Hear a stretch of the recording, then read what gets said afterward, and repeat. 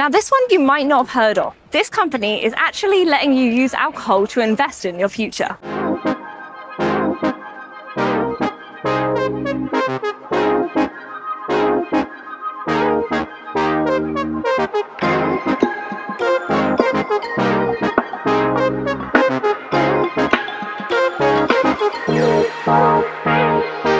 We're about to chat to Whisky 1901 at the Game Fair 2025 to learn all about whisky investments. This one's going to be interesting. Whisky 1901 is a cask investment firm, so people invest their money, buy a whisky cask, keep it for however long, and then sell it hopefully for some money. We do bottle our own collection of whiskies, which is called The Collection, which we've got the first bottle here actually that came out last year. So this is a Glenbergie 35-year-old.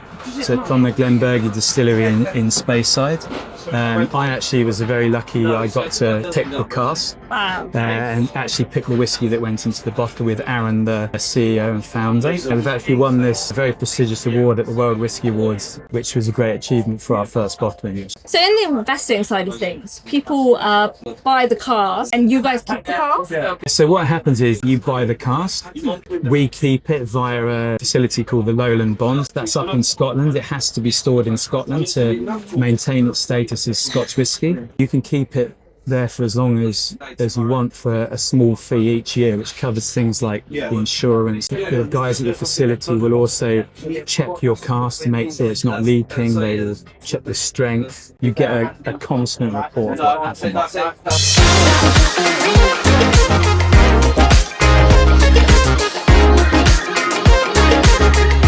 Here at the Game Fair this year, we're doing a series of small, intimate whisky tastings with different clients. So that's what we're going to do now with Phil. We're going to show you Cragganmore 12, which is from Speyside, but the main reason I'm showing you this is because it's 100% old bourbon casks.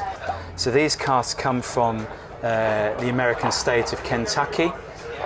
To start with, the colour is this sort of quite bright yellow gold colour, which actually when you compare it to the sherry cask, you can see the sherry cask is a little bit darker there. All that colour's coming from the cask as well.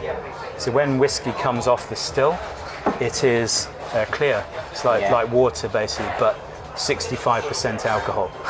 So have a little smell, have a little taste, and hopefully you get some of the classic bourbon cask characteristics. So a lot of people say they get things like vanilla, honey, coconut. Yeah, that's really nice. Yeah, sort of definitely green like a coconut-y. Yeah, some green apple, a lot of people say as well. Very typical of the Speyside style. So you have a lot of famous names in the Speyside region, you know, single malt wise, like Glenfiddich, Glenlivet, Macallan, Balvenie, etc. And they all have this quite soft, fruity, appley style. So now we're going to contrast that with the sherry cask. So hopefully you'll immediately smell and taste that there's a different set of aromas and flavours coming on. So this is Glendronach, this is in the East Highlands. Have a taste. It's immediately a little bit richer. It's a lot richer, Sort of different fuller. Definitely a fuller flavour, definitely. So whereas this, people say, is a little bit more sort of honey, vanilla, this is a bit more sort of toffee, caramel, dried fruit. You know, this sherry style, a lot of people say it reminds them of like Christmas. Yeah. Like Christmas in a bottle. I'd say the second one's definitely got the edge. That's your favourite? Just on a taste perspective. And that's the beauty of whiskey. You have a lot of whiskies are either one or the other, or a mix of the two. So this is why you can have so many different whiskies. But now I'm going to show you something completely different.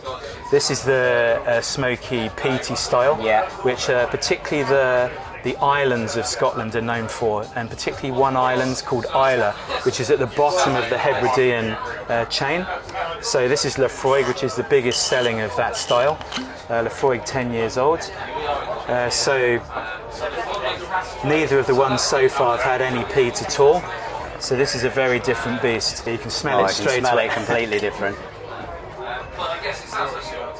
Yes, this flavour actually comes from, they dry the barley over a peat fire. You can definitely taste the peat in it. And it gives this smoky quality, and basically the smoke rises up, gets locked into the barley grains, and then goes all the way through the process. So the mashing, the fermentation, the distillation into the cask. The spirit goes into the cask, sits in the cask for 10 years until it's then in the bottle, until I just poured it out for you. It's a bit like Marmite. It's a bit sort of love it or hate it. But what would you say? Would you say number 2 is still I'd probably go the number 2, and then maybe on a different occasion I'd have the third one as something completely different.